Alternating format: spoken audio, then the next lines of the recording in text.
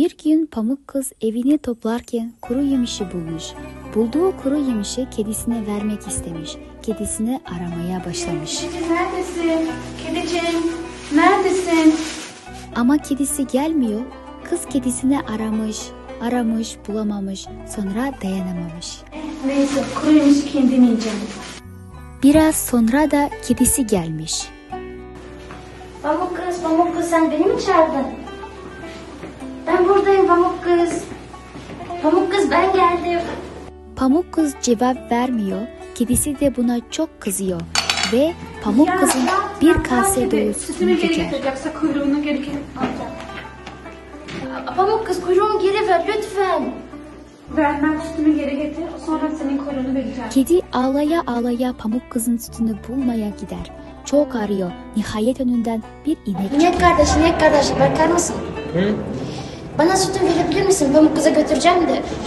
Neden sana sütümü verecekmişim? Vermem. Lütfen verir misin? Ben Pamuk kızın sütünü dökmüştüm. O da kızarak kuyruğumu kesti. Lütfen. O zaman sen bana yaprak getir. Ben sana sütümü vereceğim. Kedi ağaç aramaya yola koyuluyor. Merhaba, bana yaprakları da verebilir misin? Merhaba kedi kardeşim. Yaprak var mı? Ne yapacaksın? İneğe vereceğim. İnek de bana süt verecek. Ben sana yaprak halinde veremem. Önce bana su getir. Sonra yaprak halinde alacaksın. Tamam ağacım. Bunu duyan fare korka korka kapısını açar. Güzel kızlar bakar mısınız? Su isteyecektim, verebilir misiniz? Ne kadar sevimli kedisin. Çok tatlısın kedicik. Suyu ne yapacaksın? Söyle bakalım.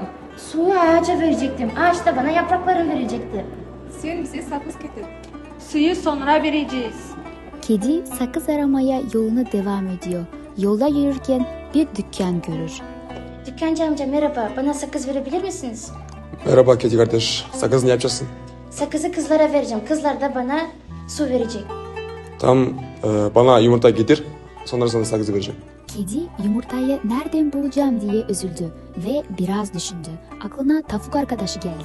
Hemen tavuk arkadaşına doğru koştu. Kedi kardeş niye oldu? Nefesine kalmışsın hayrola?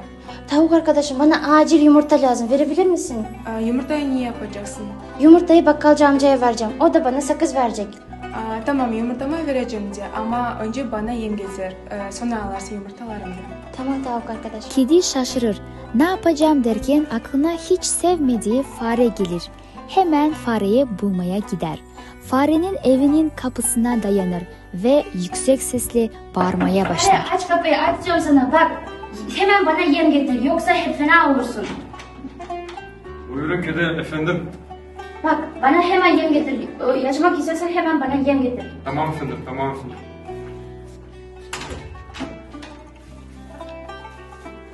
Fare yemi kediye verir. Kedi yemi tavuğa verir. Tavuk yumurta verir. Yumurtayı alıp bakkalcıya verir. Bakkalcı sakız verir. Sakızı alıp kızlara götürür. Kızlar da su verir. Suyu alıp ağaça verir. Ağaç da yaprak verir. Yaprağı alıp ineğe verir. İnek de süt verir. Sütü Pamuk Kız'a götürür. Pamuk Kız da kedinin kuyruğunu verir. Böylece masalımız sona erir.